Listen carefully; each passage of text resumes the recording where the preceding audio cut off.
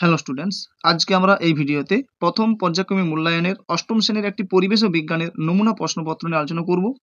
তো এর পূর্বে আমরা সেট 1 নিয়ে আলোচনা করে ফেলেছি, তাই সেই ভিডিওটি দেখে না থাকলে প্লে লিস্টে গিয়ে ভিডিওটি দেখে নাও। তো তোমাদের পরীক্ষা হবে 30 নম্বরের এবং সময় থাকবে 1 ঘন্টা। তো তোমাদের কোন কোন অধ্যায়গুলো পড়বে প্রথম পর্যায়ক্রমিক মূল্যায়নের জন্য দেখে নাও। তো বল ও চাপ, মৌল যৌগ ও রাসায়নিক বিক্রিয়া থেকে পদার্থের প্রকৃতি ও পদার্থের গঠন এবং জীবন বিজ্ঞান থেকে জীবদের গঠন, এই 3টি অধ্যায় তোমাদের পড়তে হবে এবং তোমাদের প্রতিটি অধ্যায় থেকে 10 নাম্বার করে মোট 30 নম্বরের প্রশ্ন হবে এবং কোশ্চেন প্যাটার্ন দেখে নাও। তো তোমাদের এমসিকিউ থাকবে 3টি অধ্যায় থেকে 4টি করে মোট 12টি এবং অতি সংক্ষিপ্ত প্রশ্ন প্রতিটি অধ্যায় থেকে 2টি করে মোট 6টি এবং সংক্ষিপ্ত প্রশ্ন প্রতিটি অধ্যায় থেকে 2টি করে মোট 12 নম্বর। এই নিয়ে মোট তোমাদের 30 নম্বর। তো তোমাদের জন্য খুব ইম্পর্টেন্ট একটি সাজেশন রেডি করেছি। তো সাজেশনটি তোমরা প্রথম থেকে শেষ পর্যন্ত দেখতে থাকো এবং ভিডিওটি তোমার বন্ধুদের মধ্যেও শেয়ার করে দাও। তো এখান থেকে বলেছে নিচের প্রশ্নগুলির সঠিক উত্তর নির্বাচন করো 12টি। 12 নম্বর প্রথম প্রশ্ন, প্লবতার একক নিউটন, নিউটন পার বর্গমিটার, নিউটন পার মিটার আর বর্গমিটার। তো সঠিক উত্তর প্লবতার একক নিউটন। পরের প্রশ্ন, তড়িৎ আধান পরিমাপের একক ভোল্ট, ডাইন, কুলম্ব, অ্যাম্পিয়ার। তো সঠিক উত্তর কুলম্ব। পরের প্রশ্ন, পচা ডিমের গন্ধযুক্ত গ্যাসটি হলো ক্লোরিন, হাইড্রোজেন, অ্যামোনিয়া ও হাইড্রোজেন সালফাইড। তো সঠিক উত্তর হাইড্রোজেন সালফাইড, H2S। পরের প্রশ্ন, উভধর্মী অক্সাইড হলো sulphur dioxide, zinc oxide, calcium oxide ও কার্বন ডাইঅক্সাইড। তো সঠিক উত্তর জিঙ্ক অক্সাইড হলো একটি উভধর্মী অক্সাইড। পরের প্রশ্ন, তরলের চাপ ক্রিয়া করে শুধু নিচের দিকে, শুধু পাশের দিকে, শুধু উপরের দিকে, সব দিকে সমানভাবে। তো সঠিক উত্তর সব দিকে সমানভাবে। পরের প্রশ্ন, বায়ুর চাপ জলকে তুলতে পারে 12.3 মিটার, 76 মিটার, 78 মিটার ও 10.3 মিটার। তো সঠিক উত্তর 10.3 মিটার। পরের প্রশ্ন, নিউটনের কোন সূত্র থেকে বলের ধারণা পাওয়া যায়? প্রথম সূত্র থেকে, দ্বিতীয় সূত্র থেকে, তৃতীয় সূত্র থেকে ও কোনোটিই নয়। তো সঠিক উত্তর দ্বিতীয় সূত্র থেকে বলের ধারণা পাওয়া যায়। পরের প্রশ্ন, দেহের তাপমাত্রা নিয়ন্ত্রণ করে পেশিকলা, স্নায়ুকলা, যোগকলা ও আবরণী কলা। তো সঠিক উত্তর যোগকলা। পরের প্রশ্ন, সবচেয়ে দীর্ঘ কোষ হলো মানুষের পেশিকোষ, স্নায়ুকোষ, যকৃতের কোষ ও আন্তরিক কোষ। তো সঠিক উত্তর স্নায়ুকোষ। পরের প্রশ্ন, প্রোটিন সংশ্লেষে সাহায্য করে লাইসোজোম, রাইবোজোম, গলগি বস্তু ও নিউক্লিয়াস। তো সঠিক উত্তর রাইবোজোম। পরের প্রশ্ন, কোন ডিম্বাকার কোষ ক্যান্সার কোষে রূপান্তরিত হলে নলাকার, চ্যাপ্টা, আয়তাকার, গোলক আকার হয়? তো সঠিক উত্তর গোলক আকার হয়। পরের প্রশ্ন, চোখের রেটিনাতে অবস্থিত মৃদু আলো শোষণে সক্ষম চর্বি কোষ কোন কোষ? রড কোষ ও স্নায়ু কোষ। তো সঠিক উত্তর রড কোষ। 2 দাগের নিচের প্রশ্নগুলির উত্তর দাও যে কোনো 6টি। 6 নাম্বার প্রথম প্রশ্ন, বস্তুর ভর গুণিতক অভিকর্ষজ ত্বরণ সমান কি? বস্তুর ভর গুণিতক অভিকর্ষজ ত্বরণ সমান বস্তুর ওজন। পরের প্রশ্ন, কোন যন্ত্রের সাহায্যে বস্তুর ভর মাপা হয়? তো সাধারণ তুলা যন্ত্রের সাহায্যে বস্তুর ভর মাপা হয়। পরের প্রশ্ন, এসআই পদ্ধতিতে সর্বজনীন ধ্রুবক জি এর মান কত? তো জি এর মান 6.67 into 10⁻11 newton metre square per KG square. পরের প্রশ্ন, একটি পরমাণুর নাম লেখো যেখানে কোনো নিউট্রন নেই। তো সাধারণ হাইড্রোজেন অর্থাৎ H11। পরের প্রশ্ন,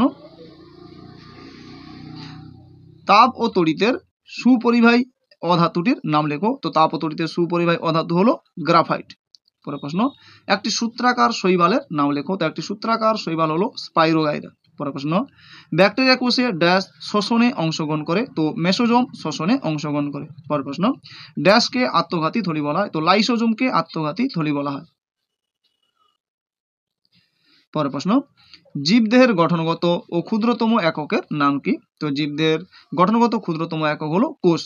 পরের প্রশ্ন, অ্যামিবার গমনাঙ্গের নাম কি? অ্যামিবার গমনাঙ্গ হলো ক্ষণপথ। তো 3 দাগে দেখো যে কোনো 6টি প্রশ্নের উত্তর দাও। 2 × 6 অর্থাৎ 12 নম্বর। প্রথম প্রশ্ন, প্লবতা কোন কোন বিষয়ের উপর নির্ভর করে? তো প্লবতা নিম্নলিখিত 3টি বিষয়ের উপর নির্ভর করে। 1, অপসারিত তরলের আয়তন। অপসারিত তরলের আয়তন যত বেশি হবে প্লবতা তত বেশি হবে। 2, তরলটির ঘনত্ব। ব্যবহৃত তরলটির ঘনত্ব যত বেশি হবে প্লবতা তত বেশি হবে। 3, অভিকর্ষজ ত্বরণ। সংশ্লিষ্ট স্থানে অভিকর্ষজ ত্বরণ জি এর মান যত বেশি হবে প্লবতা তত বেশি হবে।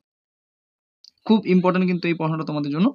পরের প্রশ্ন, একটি স্টিলের বাটি জলে ভাসে কিন্তু একটি আলপিন জলে ডুবে যায় কেন? তো উত্তরটি দেখে নাও। পেরেকের তুলনায় স্টিলের বাটির আয়তন অনেক বেশি, তাই জলে ফেললে পেরেক যতটা জল অপসারিত করবে বাটি তার চেয়ে অনেক বেশি জল অপসারিত করবে। ফলে পেরেকের তুলনায় বাটির উপর জল অনেক বেশি ঊর্ধ্বমুখী বল বা প্লবতা প্রয়োগ করবে, তাই বাটি জলে ভেসে থাকবে পেরেকের ক্ষেত্রে ঊর্ধ্বমুখী বলের থেকে ওর ওজন বেশি হবে, তাই পেরেক ডুবে যাবে। অর্থাৎ পেরেক যতটা জল অপসারিত করবে তার তুলনায় পেরেকের ওজন বেশি হবে, সেই কারণে পেরেকটি জলে ডুবে যাবে। পরের প্রশ্ন, ঊর্ধ্বপাতন কাকে বলে? ঊর্ধ্বপাতন ঘটে এমন দুটি পদার্থের উদাহরণ দাও। তো উত্তর দেখে নাও। তাপ প্রয়োগের ফলে যে কোনো উষ্ণতায় কঠিন পদার্থের সরাসরি বাষ্পে পরিণত হওয়ার ঘটনাকে ঊর্ধ্বপাতন বলে। উদাহরণ কর্পূর, নেশাদল, আয়োডিন, ন্যাপথলিন ইত্যাদি। পরের প্রশ্ন, প্লাস্টিকের হাতল লাগানো দুটি স্টিলের চামচের একটিতে কিছুটা চিনির গুঁড়ো এবং অন্যটিতে কিছুটা নুন দিয়ে মোমবাতির সাহায্যে গরম করলে কি ঘটবে লেখো। তো দেখো যে চিনির ক্ষেত্রে কি হবে না, চিনির গুঁড়ো প্রথমে বাদামি রং ধারণ করবে এবং তারপর আরও গরম করলে কালো হয়ে যাবে। তো রাসায়নিক সমীকরণ দেখো, C12H22O11 থেকে কি হবে, তাপ প্রয়োগ করলে 12 অণু কার্বন এবং 11 অণু জল উৎপন্ন হবে। তো এখানে উপর দিকে তীর চিহ্ন দেখা যাচ্ছে, কারণ জলটা এখানে বাষ্পীভূত হবে, অর্থাৎ বাষ্পে পরিণত হবে, তাই জন্য উপর দিকে দেখানো হয়েছে। আর নুনের ক্ষেত্রে কী হবে দেখো, অপর দিকে নুনের ক্ষেত্রে দেখা যাবে যে এমন কোনো পরিবর্তন হচ্ছে না, শুধুমাত্র সামান্য জলীয় বাষ্প বেরিয়ে আসতে পারে। পরের প্রশ্ন, ডাল্টনের পরমাণুবাদের ত্রুটি লেখো। তো ডাল্টনের পরমাণুবাদের ত্রুটিগুলো হলো, 1, পরমাণু অবিভাজ্য কণা। ডাল্টন বলেছিলেন কি পরমাণু অবিভাজ্য কণা, কিন্তু বর্তমানে বিজ্ঞানীরা প্রমাণ করেছেন যে পরমাণু বিভাজ্য এবং এটি প্রোটন, ইলেকট্রন ও নিউট্রন দ্বারা গঠিত। 2, ডাল্টন পরমাণুর কল্পনা করলেও মৌলিক ও যৌগিক অণুর ধারণা করেননি।